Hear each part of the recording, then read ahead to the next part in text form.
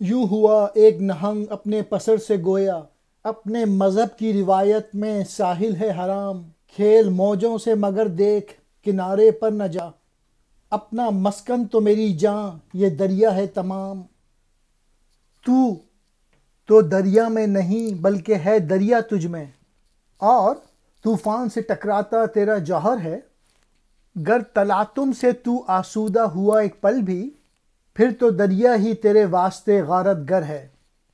ایک مگرمچھ نے اپنے بچے سے کیا خوبصورت بات کہی کہ ہمارے دین میں ساحل حرام ہے، یعنی ساحل پر آرام کرنا ہمارے زندگی کے لیے نقصان دہ ہے، اس لیے تو موت سے الجھ جا اور ساحل سے دور رہ، کیونکہ سارا سمندر ہی ہمارا آشیانہ ہے۔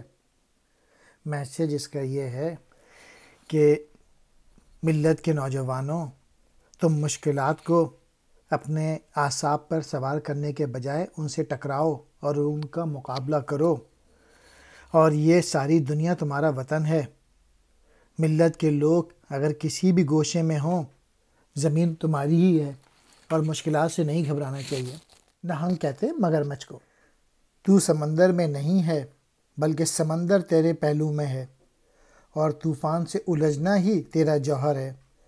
یعنی ملت کے لوگوں، مشکلات سے گھبرانے کے بجائے ان کا مقابلہ کرتے ہوئے آگے بڑھو۔ جب سمندر میں ایک پل کے لیے بھی کوئی طوفان نہیں اٹھتا تو تیرا یہی سمندر تجھے غارت گر کرنے والا بن جاتا ہے۔